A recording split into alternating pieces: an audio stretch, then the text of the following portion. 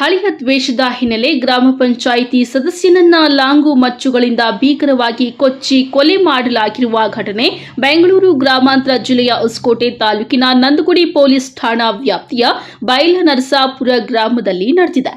ಹಾಲಿ ಗ್ರಾಮ ಪಂಚಾಯಿತಿ ಸದಸ್ಯ 45 ವರ್ಷದ ವಯಸ್ಸುಳ್ಳ ಆಪಕ್ ಅಮೀರ್ ಖಾನ್ ಕೊಲೆಯಾದ ದುರ್ದೈವಿಯಾಗಿದ್ದಾರೆ. ಗ್ರಾಮ ಪಂಚಾಯಿತಿ ಕಚೇರಿಯ ಬಳಿ ಮೊಬೈಲ್ನಲ್ಲಿ ಮಾತನಾಡುತ್ತಾ ನಿಂತಿದ್ದಾಗ ಅದೇ ಗ್ರಾಮದ ಮೆಹಬೂಬ್ ಹಾಗೂ ಆತನ ಸ್ನೇಹಿತರು ಬಂದು ಲಾಂಗು ಮಚ್ಚುಗಳಿಂದ ಕೊಚ್ಚಿ ಕೊಲೆ ಮಾಡಿ ಪರಾರಿಯಾಗಿದ್ದಾರೆ. ರಕ್ತದ ಮಡುವಿನಲ್ಲಿ ಇದ್ದ ವ್ಯಕ್ತಿಯನ್ನ ಹೊಸಕೋಟೆ ನಗರದ ಎಂವಿಜಿ ಆಸ್ಪತ್ರೆಗೆ ಸಾಗಿಸುವ ಮಾರ್ಗ ಮಧ್ಯದಲ್ಲಿ ಕೊನೆ ಉಸಿರು ಎಳೆದಿದ್ದಾರೆ. ಇನ್ನು ವಿಷಯ ತಿಳಿಯುತ್ತಿದ್ದಂತೆ ಸ್ಥಳಕ್ಕೆ ನಂದಗುಡಿ ಪೊಲೀಸರು ಭೇಟಿ ನೀಡಿ ಪರಿಶೀಲನೆ ಮಾಡಿ ಕ್ರಮ ಕೈಗೊಂಡಿದ್ದಾರೆ.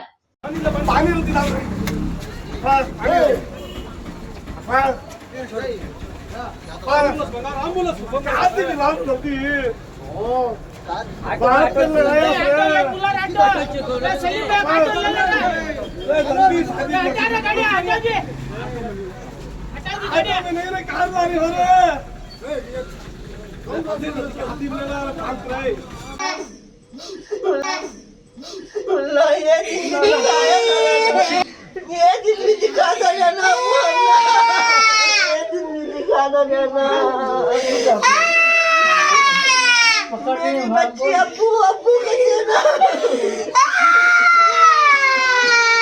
सब मिलकर नहीं गए मेरा मरद बाहर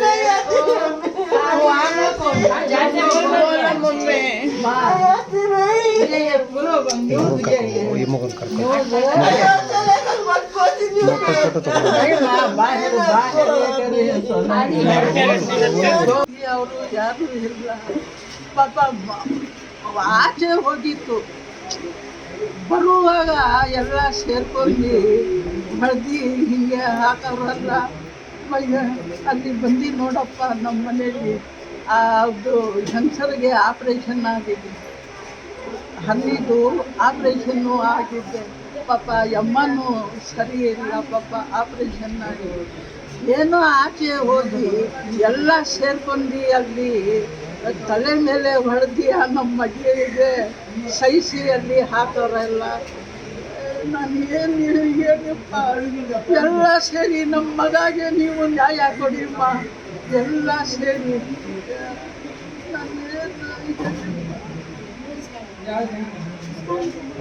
ಎಲ್ಲ ಸೇರಿ ನಮ್ಮ ಮಗಾಗೆ ನ್ಯಾಯ ಕೊಡಿಪ್ಪ. ಏನು ಈಗ ಕೊಲೆ ಆಗಿದೆ, ನಮಗೆ ಕೋಬ್ರದರ್ ಆಗಬೇಕು. ಸೊ ಅವರು ಹಾಲಿ ಗ್ರಾಮ ಪಂಚಾಯತಿ ಮೆಂಬರು. ಸುಮಾರು ವರ್ಷದಿಂದ ಈ ಊರ ಬೈಲನರಸಾಪುರದಲ್ಲಿ ಯಾವುದೇ ರೀತಿ ಅಹಿತಕರ ಘಟನೆಗಳು ನಡೀತಲೇ ಶಾಂತವಾಗಿತ್ತು. ಸೊ ಈ ಘಟನೆಯಿಂದ ಮತ್ತೆ ಈ ಥರ ಸ್ಟಾರ್ಟ್ ಆಗಿದೆ. ಸೊ ಅವರು ಪ್ರೆಸೆಂಟ್ ಮೆಂಬರ್ ಇರೋದ್ರ ಜೊತೆಯಲ್ಲಿ ಭಾಳ ಜನ ಬಡವರಿಗೆ ಭಾಳ ಸಹಾಯ ಮಾಡ್ತಿದ್ರು. ಅವರು ಯಾರ್ಯಾರು ಮನೆಗೆ ಯಾರು ಬಂದ್ರೂ ಕಷ್ಟ ಅಂತ ಹೇಳ್ಕೊಂಡು ಬಂದ್ರು ಅವ್ರಿಗೆ ಕೈಯಲ್ಲಾದಷ್ಟು ಸಹಾಯ ಮಾಡ್ತಿದ್ರು. ಆಮೇಲೆ ಒಳ್ಳೆ ವ್ಯಕ್ತಿ, ಆ ಥರ ಆಗಬಾರ್ದಿತ್ತು. ಸೊ ಇದಕ್ಕೆ ಈ ಕೊಲೆಗೆ ಕಾರಣ ನಮಗೆ ಪರ್ಟಿಕ್ಯುಲರಾಗಿ ಗೊತ್ತಿಲ್ಲ. ಕೇಸ್ ಆಗಿದೆ, ಎಲ್ಲ ಇನ್ವೆಸ್ಟಿಗೇಷನ್ ನಡೀತಾ ಇದೆ, ಪೊಲೀಸವರೆಲ್ಲ ಇನ್ವೆಸ್ಟಿಗೇಷನ್ ಮಾಡ್ತಾರೆ.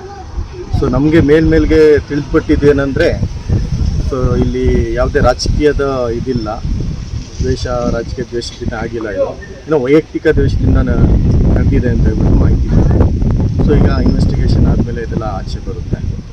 ಸೊ ಇಂಥ ವ್ಯಕ್ತಿ ಈ ಥರ ಮಾಡಿದ್ರಲ್ಲ ಅಂತ ಹೇಳ್ಬಿಟ್ಟು ಭಾಳ ನೋವಿದೆ. ಭಾಳ ಒಳ್ಳೆಯ ವ್ಯಕ್ತಿ, ಎಲ್ಲರಿಗೂ ಒಳ್ಳೆ ಸಹಾಯ ಮಾಡ್ತಿದ್ರು, ಚೆನ್ನಾಗಿದ್ರು, ಎಲ್ಲರಿಗೂ ಭೇಟಿ ಮಾಡ್ತಿದ್ರು. ಸೊ ಯಾರಿಗೆ ಮಾಡಿದ್ದಾರೆ ಅವ್ರಿಗೆ ಏನು ಕಾನೂನು ಪ್ರಕಾರ ಶಿಕ್ಷೆ ಇದೆ ಅದಾಗಲಿ ಅಂತ ಹೇಳ್ಬಿಟ್ಟು ಹೇಳ್ಬೋದು. ಅದ್ರ ಬಗ್ಗೆ ನಮ್ಮದು ಖಚಿತವಾಗಿ ಮಾಹಿತಿ ಇಲ್ಲ. ಬಟ್ ಇದು ಜನ ಮಾತಾಡ್ತಾ ಇರೋದು ಅದೇ ಕಾರಣ ಅಂತ ಹೇಳ್ತಾರೆ. ಏನು ಕಾರಣ ಆಗಿರ್ಬೋದು? ಏನು ದರ್ಗಾ ವಿಚಾರವಾಗಿ ಇತ್ತು ದ್ವೇಷ ಅಂತ ಹೇಳ್ತಾರೆ. ಬಟ್ ಇದಕ್ಕೆ ಇನ್ವೆಸ್ಟಿಗೇಷನ್ ಆಗ್ತಾ ಇದೆ, ಪೊಲೀಸರು ರಿಜಿಸ್ಟರ್ ಮಾಡಿದ್ದಾರೆ. ಅದೆಲ್ಲ ರಿಜಿಸ್ಟರ್ ಮಾಡಿದ್ಮೇಲೆ ಅವ್ರು ಇನ್ವೆಸ್ಟಿಗೇಷನ್ ಕಂಪ್ಲೀಟ್ ಮಾಡಿದ್ಮೇಲೆ ಸತ್ಯಾಸತ್ಯತೆ ಆಚೆ ಬರುತ್ತೆ.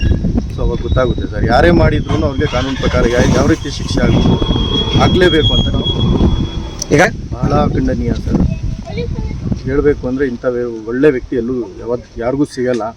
ಈ ಬೈಲನರಸಾಪುರ ಜನ ಭಾಳ ಅದೃಷ್ಟ ಮಾಡಿದ್ರು ಅವ್ರು ಪಡ್ಕೊಳ್ಳಿಕ್ಕೆ. ಬಟ್ ಈಗ ದುರಾದೃಷ್ಟ ಅವರು ಕಳ್ಕೊಂಡಿದ್ದಾರೆ.